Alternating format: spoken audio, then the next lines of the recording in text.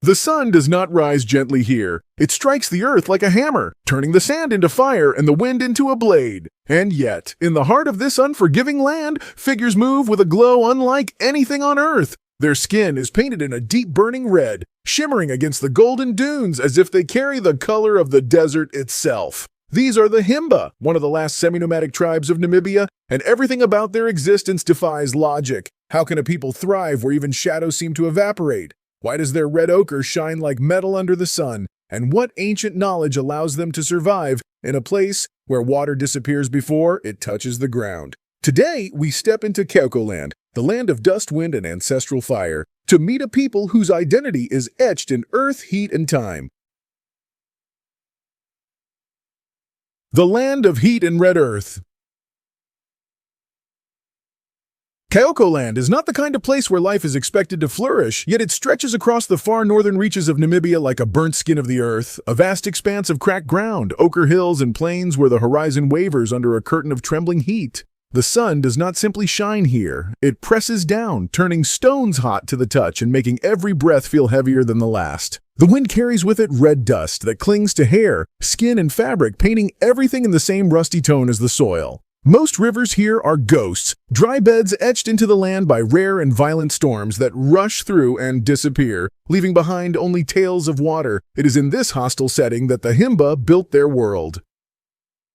Their villages sit on open flats, surrounded by thorn fences and scattered huts, made from mud, wood, and dung, positioned to watch both predators and people from afar. Their cattle walk long, patient routes to find grazing, guided not by fences but by memory and sky. The Himba read the land like a living map, the way the wind changes, the pattern of clouds on the horizon, the color of dust underfoot. The red earth that coats their bodies is the same earth that threatens to swallow the unwary. For outsiders, this region feels like a test of endurance. For the Himba, it is home, teacher, and judge all at once.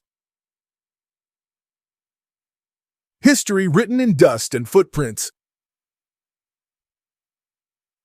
Long before cameras arrived to capture their red silhouettes against the desert, the Himba were already carrying centuries of history across these dry valleys, a story woven from migration, survival, and separation. They are closely related to the Herero people, both descended from pastoral groups who moved southward from Central Africa, following rain and grasslands for their cattle. Over time, wars, droughts, and colonial pressures fractured these communities. While many Herero adopted more Western styles of dress and settled into towns under German and later South African influence, the ancestors of the Himba moved deeper into the remote north, choosing distance instead of assimilation. That isolation was both curse and shield. They faced raids, cattle losses, and hunger, yet they were spared some of the most intense cultural erasures that swept through other regions. Elders still tell stories of walking for days with herds, of hiding in rocky outcrops when enemies approached, of negotiating fragile truces with neighboring groups. Colonial borders were drawn across their land without their consent, but the desert itself remained their ally, keeping the outside world at bay. Even when droughts forced some Himba to seek help in towns or from missions, many returned to the old ways as soon as the rains came. Their history is not written in books or carved in stone. It lives in names of watering places and cattle brands, in the way a clan remembers who crossed which mountain and why. To understand the Himba today, you must see them as the outcome of countless choices to remain themselves. The red otjize, beauty, protection, and identity.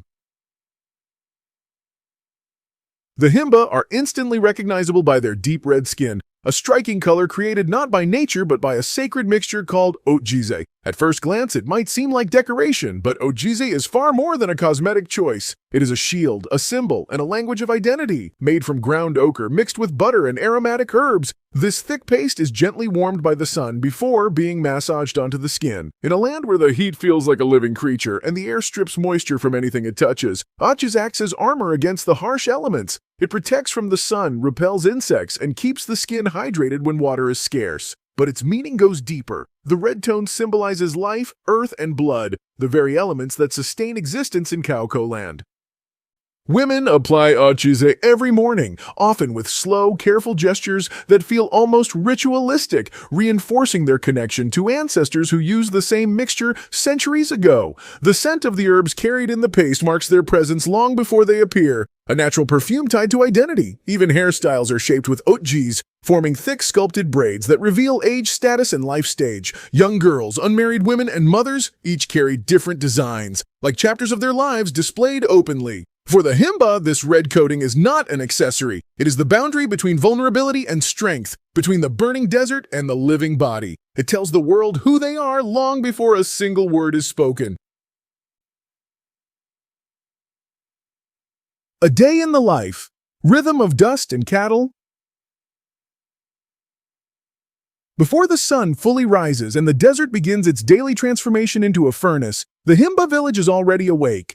The first sounds are soft, the low call of cattle stirring in their enclosure, the gentle crackle of early fires, and the distant steps of women moving between huts. A typical day begins with tending to livestock, for cattle are the heartbeat of Himba life. Boys and young men lead the herds to graze, sometimes walking long distances across open plains in search of fresh patches of dry grass. Their knowledge of the terrain is almost instinctive, built from lessons passed down through generations. Meanwhile, women prepare the morning meal, usually a simple porridge made from maize or millet. Because water is precious, every use is calculated with care. Cooking, cleaning, even hand-washing becomes a measured act. After breakfast, women apply fresh otjize, shaping their hair and refreshing the deep red glow on their skin. They then gather firewood, repair huts, milk goats, or craft handmade jewelry that they may later trade. Children run freely through the village, learning by watching, mimicking, and listening rather than through formal instruction. As midday arrives, the heat becomes overwhelming and activity slows. People rest in the shade of huts, letting the worst hours pass. In late afternoon, the herds return, raising clouds of dust that turn the entire village golden. Evening is a time for stories, for laughter, for silence around the fire. Life here follows the rhythm of nature, not hours on a clock, but the sun, the sky, and the needs of the animals that sustain them. Families, clans, and the dual lines of belonging.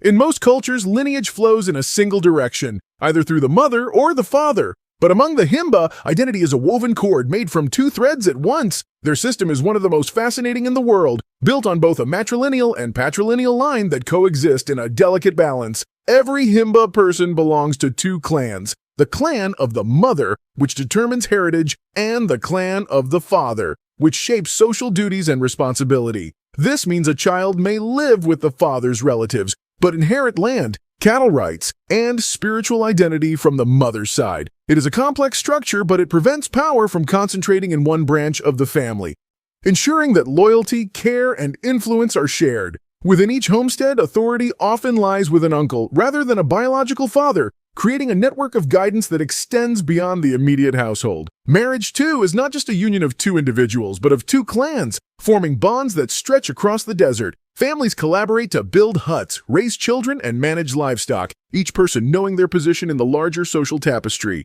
Even during disputes, elders from both sides advise, mediate, and restore balance. The strength of this system is visible in everyday life. Children raised by a circle of adults, decisions made communally, and clans bound through generations of shared stories and responsibilities. In a landscape that demands unity for survival, the Himba have crafted a social structure that ensures no one stands alone.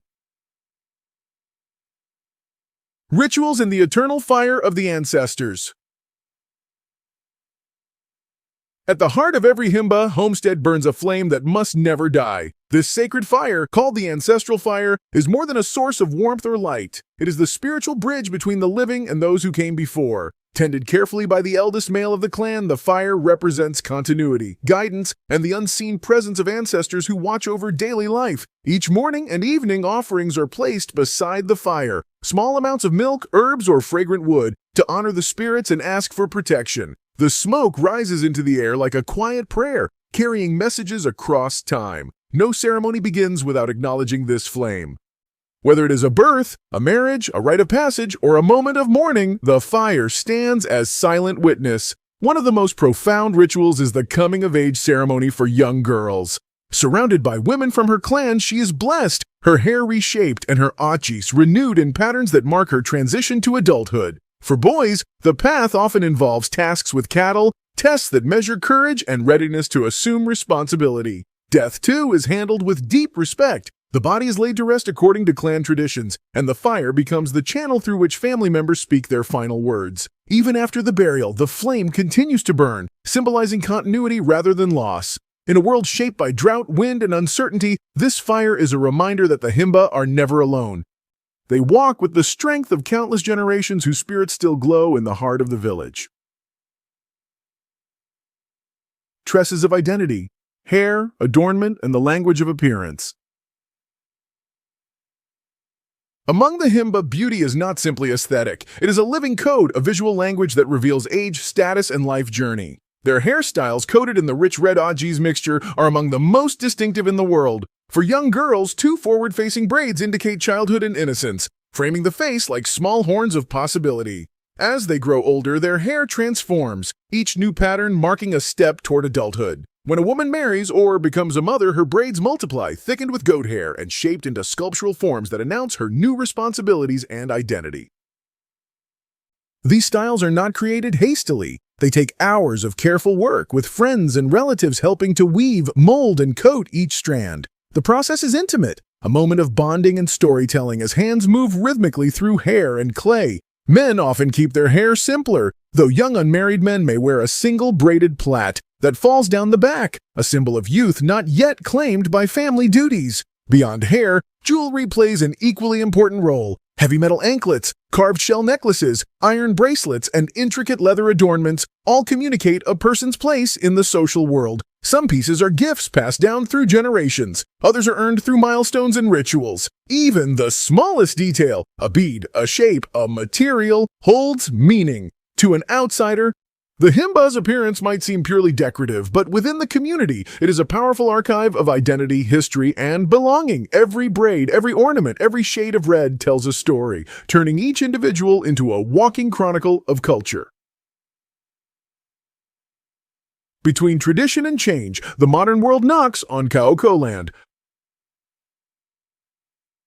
In recent decades, the Himba have found themselves standing at a crossroads, caught between a world of ancient rhythm and the steady intrusion of modern life. Tourists arrive with cameras, fascinated by the red ochre, the braided hair, the untouched traditions. Some come respectfully, others less so, turning villages into accidental attractions. With every visitor, a few coins or goods may exchange hands, bringing small economic help but also raising questions about preservation and exploitation. Roads have begun to cut through formerly isolated areas, and with them come trucks, traders, and influences that ripple through the community. Radios and mobile phones appear in some households, faint signals of a distant world that grows closer each year. Yet the Himba do not rush toward change. They negotiate it carefully, choosing what to adopt and what to reject. Schools have opened nearby, and some families send their children to learn, though many fear that education may also mean drifting away from ancestral identity. Climate change adds another layer of challenge. Rainfall, once unpredictable but cyclical, has become even more erratic, pushing cattle farther and straining the land. Droughts last longer, and the desert grows harsher than the memories of elders. Aid organizations sometimes offer help, but assistance can create dependence or disrupt traditional structures. The Himba respond with resilience, adjusting cattle routes, rebuilding huts, and maintaining rituals even when conditions shift. They stand between two realities, one shaped by fire, dust, and ancestral memory, the other powered by asphalt, electricity, and modern expectations. Their struggle is not only for survival, but for the right to define their future on their own terms, without losing the essence that makes them one of the world's most remarkable living cultures. The soul of Kaokoland, endurance, memory, and the color of belonging. As the day fades and the desert exhales its stored heat into the cooling air, Kaokoland transforms. The harsh light softens, shadows stretch long across the sand, and the sky melts into deep gold and violet. It is in these quiet hours that the spirit of the Himba becomes most visible. Women sit by the entrances of their huts, smoothing the last traces of otjize on their arms as the scent of wood smoke rises. Men return from checking the cattle, their silhouettes moving slowly through the dust. Children gather around the ancestral fire, listening to stories that blend memory with myth. In this moment, the land and the people seem fused into one. The red earth, the red skin, the red glow of the flame. The Himba understand something the modern world often forgets, that identity is not built in haste, but shaped over time through rituals, hardship, and belonging. Their survival is not an accident. It is a deliberate act of remembering who they are. Even as modern influences press on their borders, they hold to the threads of tradition that bind them to ancestors who walked the same ground, followed the same stars, and spoke to the same eternal fire.